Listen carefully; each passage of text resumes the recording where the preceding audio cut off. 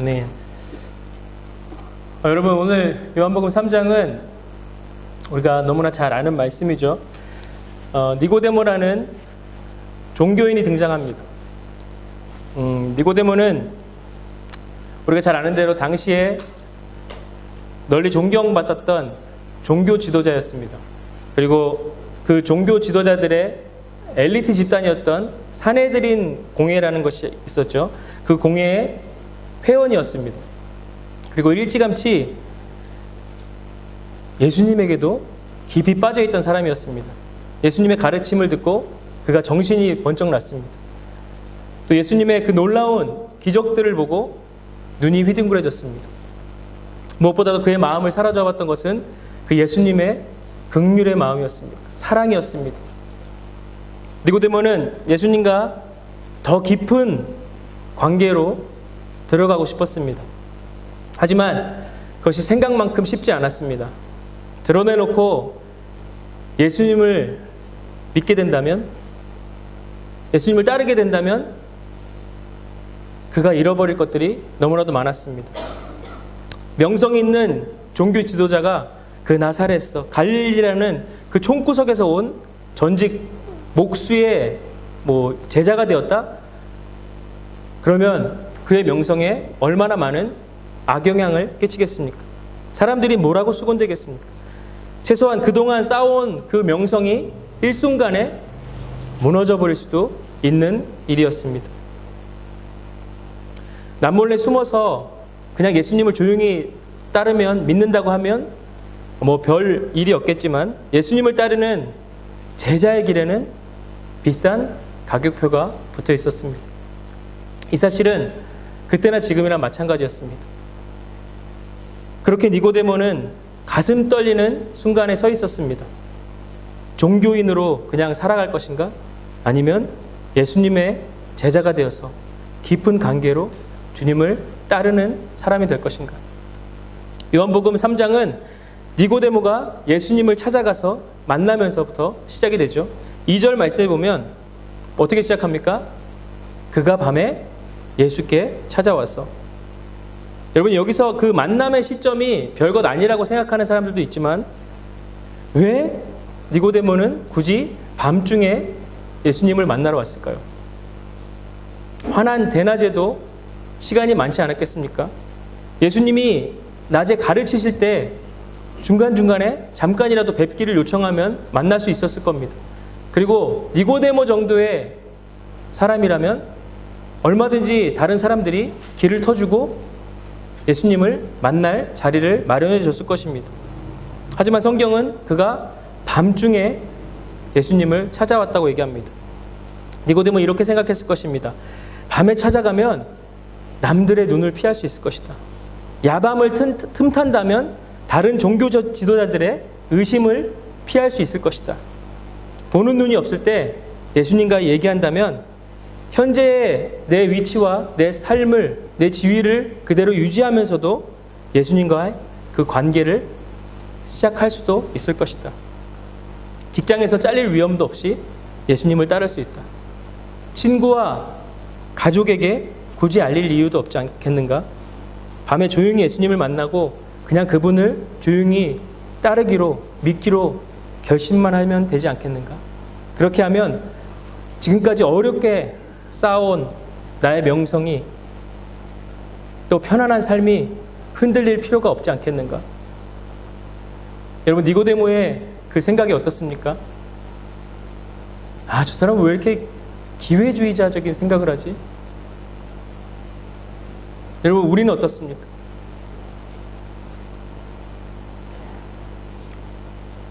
여러분, 말씀에서 보이듯이 니고데모는 자기의 삶을 조금도 희생하지 않고 적정한 선에서 예수님을 따르길 원했습니다. 하지만 주님과의 만남에서 결국 니고데모는 진리 앞에 서게 됩니다. 삶이 뿌리채 바뀌지 않고서는 예수님을 따를 방법이 없음을 발견하게 됩니다. 예수님을 따르면 뭔가를 내어놓고 잃어버릴 수밖에 없는 그런 상황이 된 것입니다. 니고데모에게 그것은 무엇이었을까요? 높은 지위, 좋은 직장, 또 높은 월급, 또 동료들과 사람들의 그 존경, 가족들과의 관계였을 것입니다. 여러분은 예수님을 따르기 위해서 어떤 손해를 보셨습니까? 무엇을 내려놓으셨습니까? 이것이 제자가 아닌 일반 종교인들에게는 엄청나게 부담스러운 질문일 것입니다. 이 질문을 오늘 우리가 대충 넘기지 마시고요. 예수님을 따르기 위해서 내가 어떤 것을 내려놓았는지, 어떤 대가 지불을 했는지 그것을 생각해 보기 원합니다. 여러분, 예수님을 따르는 것 때문에 내 삶에 어떤 것이 흔들렸습니까? 어떤 대가 지불이 있었습니까? 여러분의 삶에서 어떤 권리 포기가 있었습니까? 예수님 때문에 삶이 조금 변하는 것은 괜찮습니다. 하지만 예수님은 우리 삶을 뿌리채 흔들어 놓기를 원하십니다. 먼저 니고데모는 예수님이 하나님께로부터 온 하나님의 아들이라는 것을 알았습니다. 하지만 예수님은 이 대낮이 아닌 야밤에 찾아온 이 니고데모의 그 심중의 그 마음을 꿰뚫어 보셨습니다. 그리고 3절에서 뭐라고 말씀하십니까? 그에게 거듭나야 된다고 말씀하십니다.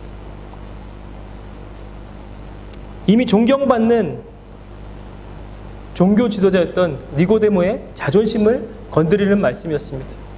그는 어릴 적에 이미 성경 앞에 5권을 다 외워서, 토라라고 하죠, 모세오경을 다 외워서 얘기할 수 있는 그 정도의 신앙인이었습니다. 커서는 평생 종교적인 일들만 해왔던 사람입니다. 하지만 예수님은 그의 그 의로운 행위와 종교의식에는 관심이 없다고 말씀하십니다. 예수님이 원하시는 것은 완전히 새로운 삶으로 거듭나야 된다고 말씀하시는 거죠.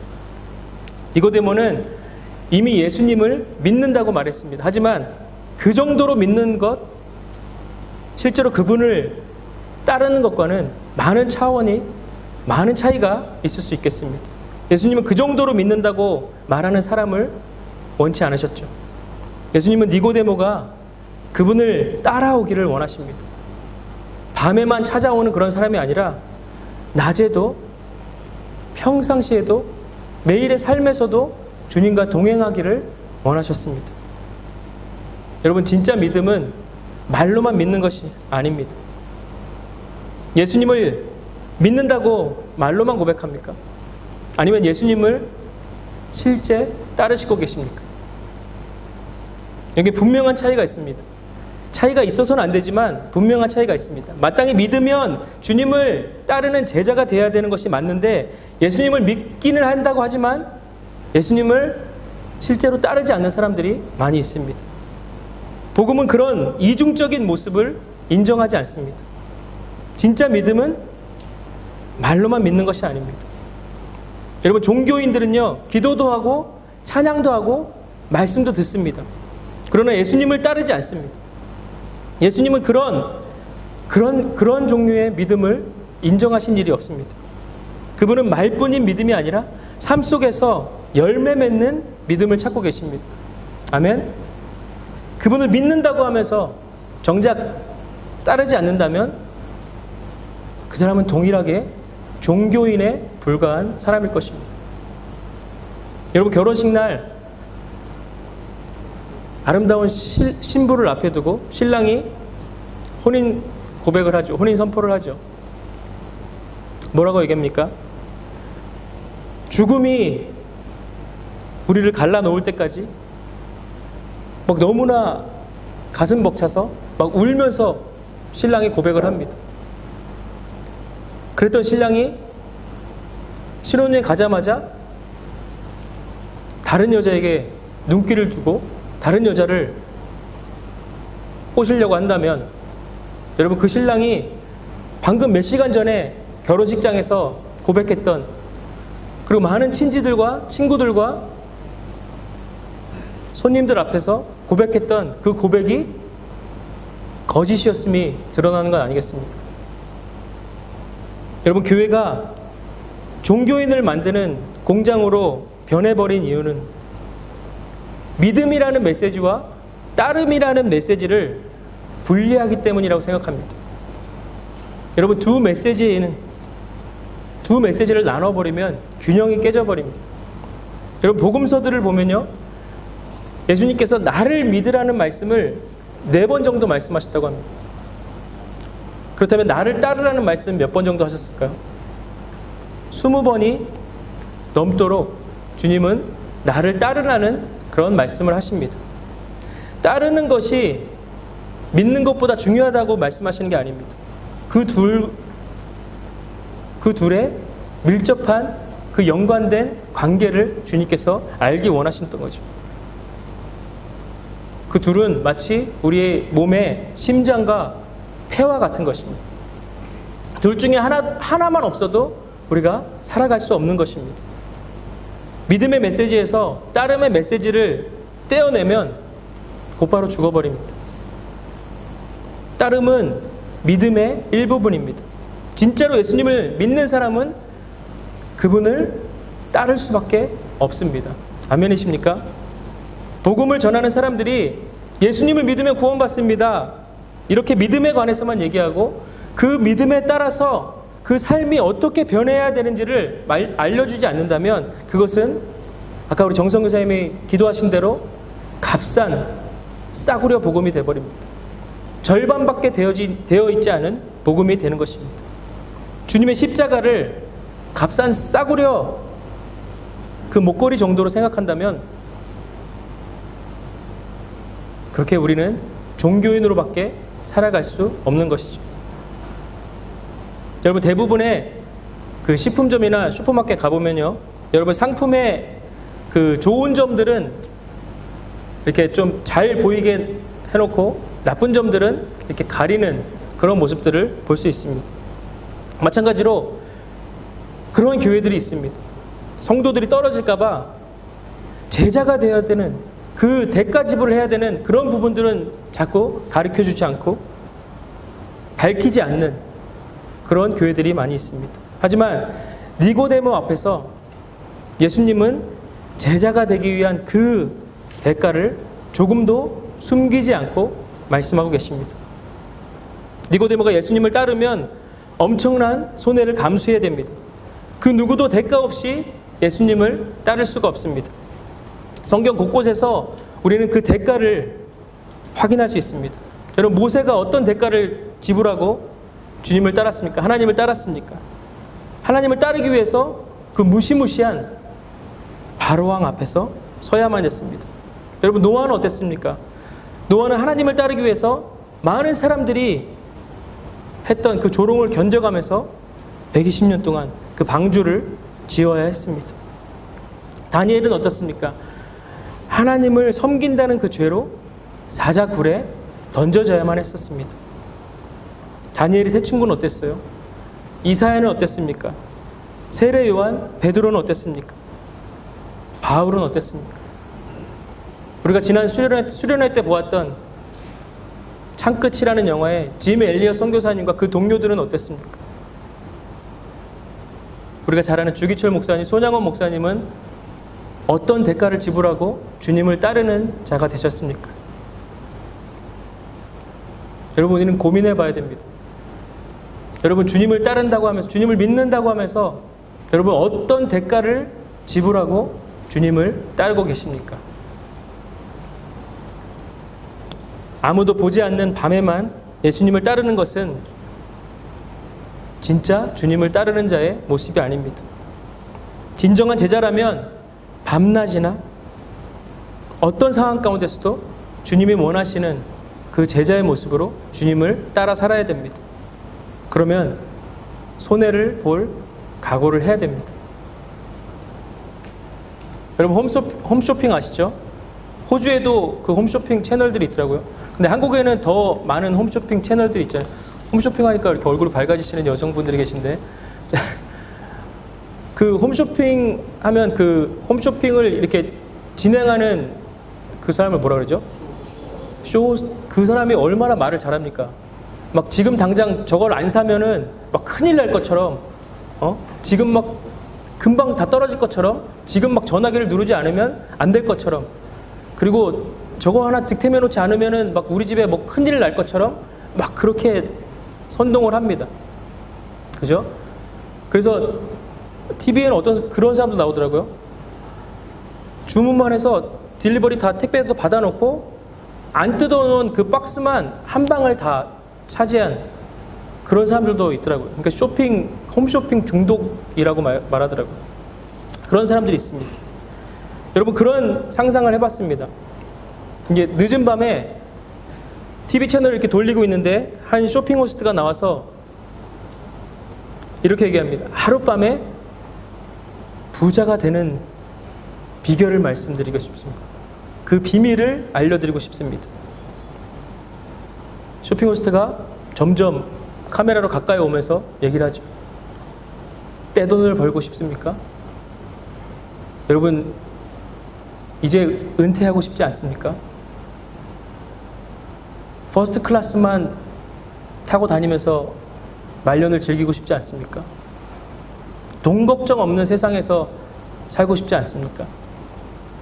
여기에 그 비밀이 있습니다. 근데 이걸 다 공짜로 드리겠습니다. 공짜로 준답니다. 그리고 택배도 무료랍니다. 여러분, 어떻게 하시겠습니까? 거절할 이유가 없죠. 한 푼 내지 않고 부자가 되는 법을 가르쳐 주겠다는데 싫어할 사람이 어디 있겠습니까? 근데 여러분, 요즘에 많은 교회들이 이런 한밤에 홈쇼핑 호스트 같은 그런 복음을 팔고 있다는 것입니다. 영원히 살고 싶습니까?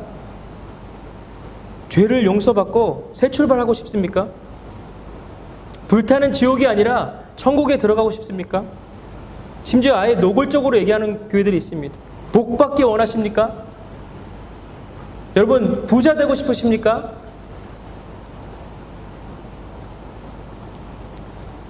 고개를 갸웃거리면서 그냥 채널을 돌릴 사람들도 있겠지만 많은 종교인들이 그 광고에 혹해서 아무런 대가 지불 없이 그 물건을 사는 경우가 많이 있습니다.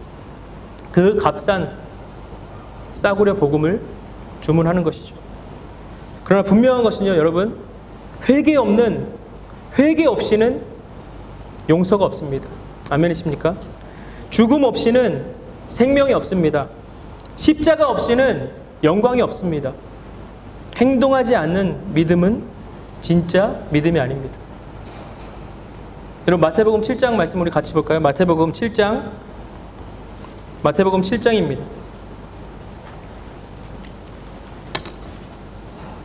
마태복음 7장 21절 말씀부터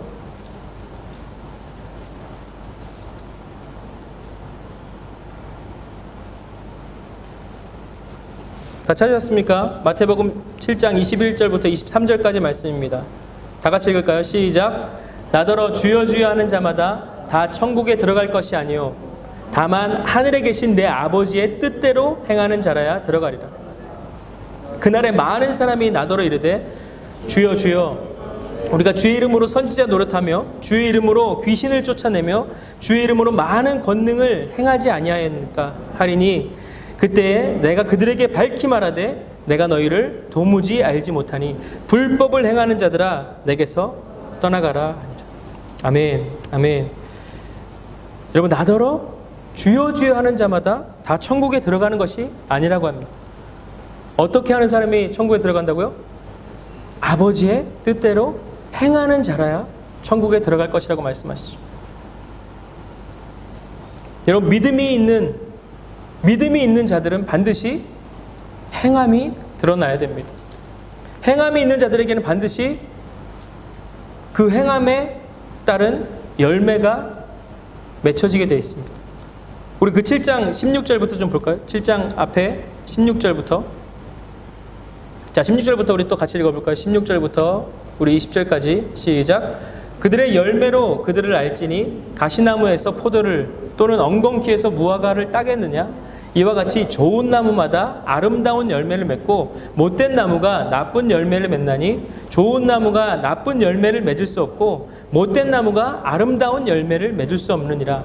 아름다운 열매를 맺지 아니하는 나무마다 찍혀 불에 던져지느니라. 아멘.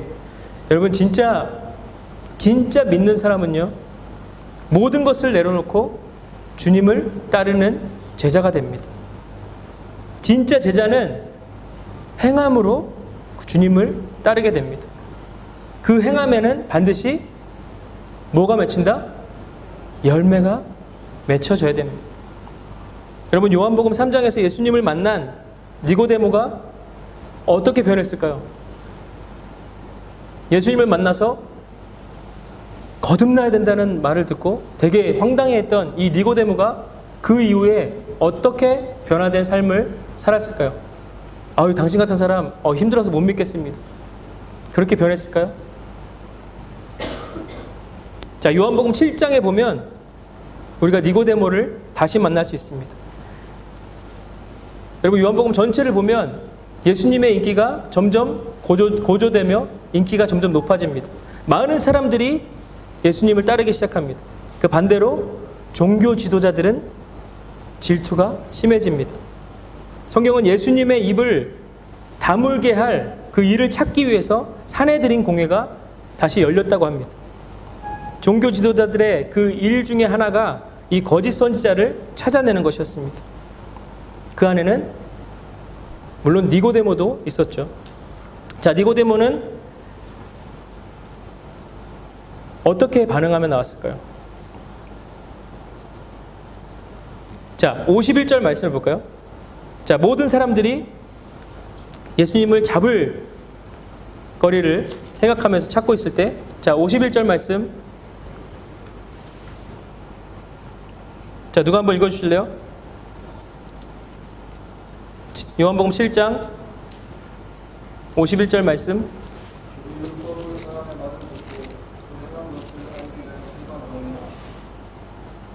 아멘. 자, 우리의 율법에 따르면 먼저 그 사람의 말을 들어보지 않거나 그가 행한 것을 알아보지 않고는 그 사람에게 죄가 있다고 판단하지 않습니다.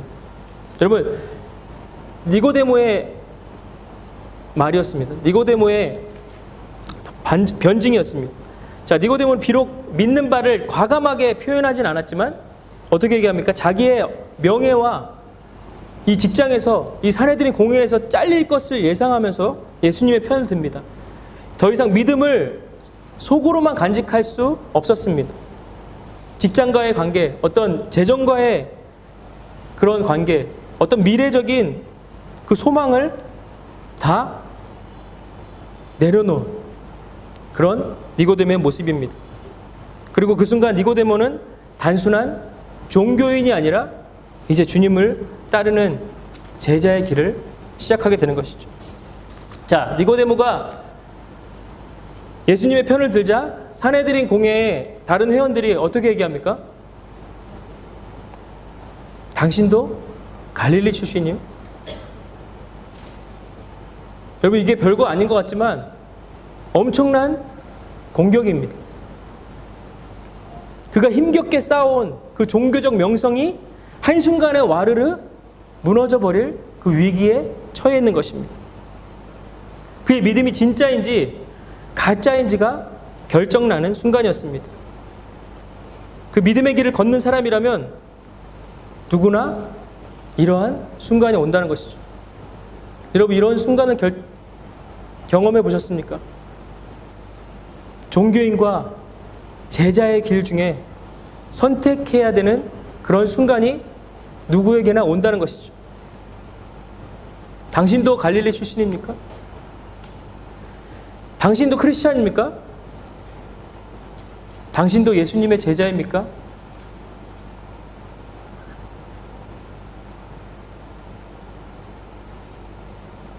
여러분, 혹시 삶에서 이런 질문들을 받아보신 적 있습니까? 당신 교회 다니는 사람이었어? 그 사람도 놀라고 나도 놀라고. 그럼 얼마나 당황스럽습니까? 그래요, 나 크리스찬입니다. 나 예수님의 제자입니다. 여러분, 당당하게 선택하실 수 있어야 됩니다. 아까 우리 최동환 집사님 기도하셨지만 이 세상이 어두워지고 문제가 자꾸 생기는 이유는 주님을 모르는 세상 사람들 때문이 아니라는 것이죠. 예수님이 빛으로 소금으로 불러주신 그리스도인들이 제자들이 제자의 노릇을 감당하지 못하기 때문에 그 빛을 발하지 못하기 때문에 세상은 점점 더 어두워지는 것이죠. 우리가 빛을 발하면 세상을 밝아질 것입니다. 그러나 주님을 따른다, 주님을 믿는다고 한다는 사람들, 크리스찬들마저도 그 빛을 잃어버리니 세상이 밝아질 수가 없는 것이죠. 여러분, 요한복음 끝부분에 가면 우리가 니고데모의 모습을 또 볼 수 있습니다. 요한복음 19장에 보면 예수님이 십자가에 못 박혀 돌아가시고 장례식 준비가 한창인 때가 나옵니다. 그때 니고데모가 또 등장합니다. 모략과 침향과 섞은 것을 100리트라쯤 가지고 니고데모가 등장합니다. 여러분, 침향은 알로에입니다. 알로에. 모략과 침향은 엄청나게 비싼 물건이었죠. 100리트라는 약 33kg 정도 되는 엄청난 양입니다. 하지만 니고데모는 단순히 돈 이상의 것을 주님을 위해서 희생하는 것이죠. 이제는 예수님을 향한 그 사랑과 헌신을 더 이상 숨길 수가 없게 되었습니다.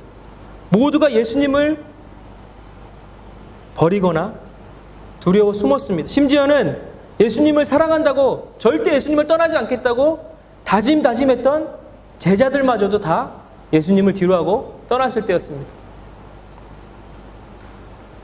니고데모는 예수님을 향한 그 사랑과 헌신이 절정에 이르렀습니다. 새로운 차원의 삶을 시작한 것이죠.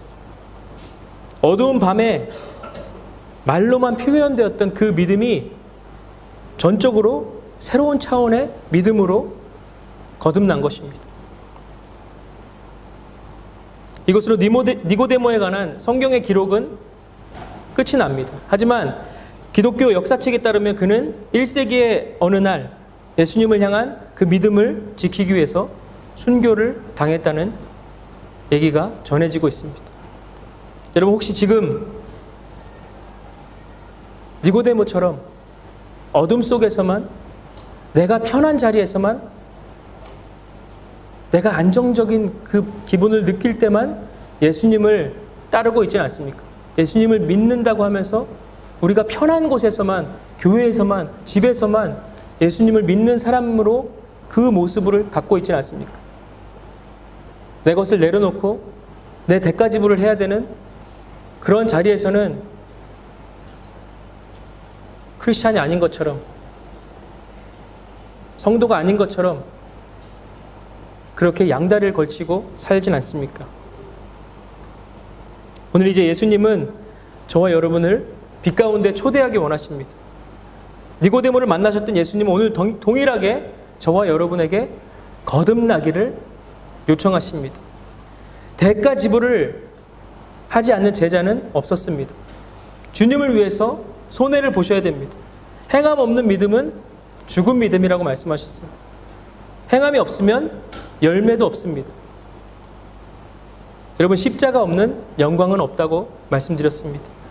십자가에 여러분의 삶을 못 박는 이 시간이 되길 원합니다. 이제 밤이든 낮이든 그 자리가 어느 곳이든 내가 당당하게 주님의 제자입니다. 나 크리스찬입니다. 나 하나님을 믿는 성도입니다. 그렇게 외치며 나아갈 수 있는 우리 모두가 되기를 주님의 이름으로 축원합니다. 아멘. 같이 기도하겠습니다.